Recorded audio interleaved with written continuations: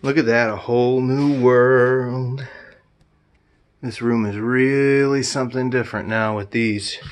Don and I, it's a couple weeks ago now, got these installed. We played around a fair bit to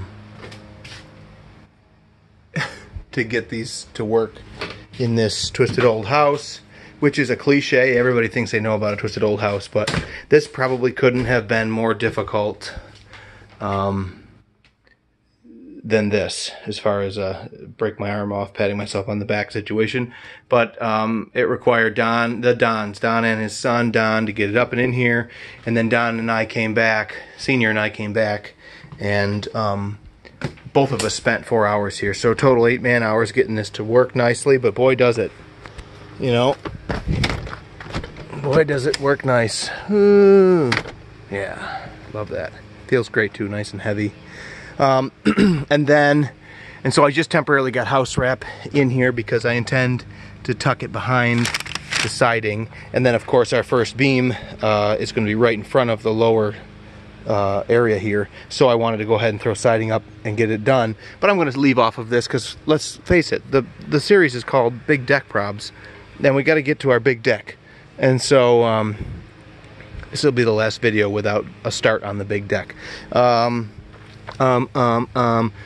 Here's our floor pan for the door. It's made out of white aluminum flashing. I will clean it up a little bit here. It's got some sealant still on there, but you end up just tacking floor pan into the jamb with one roofing nail on either end up high, and then it's a dry fit down onto the flashing tape, this stuff, the tinfoil tape jamb. But then it's got sealant on top of it, and the door sill sits in that sealant. So then I snuck this lower course of siding underneath. There is an underlayer to the first layer of cedar shake.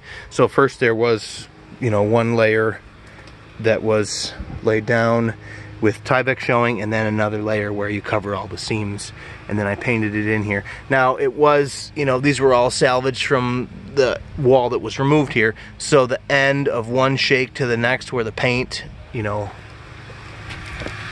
stopped and went around the corner is a witness here. You can see. I wasn't sure how obvious it would be. It's pretty obvious. And I also had planned on painting that floor pan, but I think that that's just kind of shoddy. If it was easy enough to keep it, you know, white, and we'll leave it white.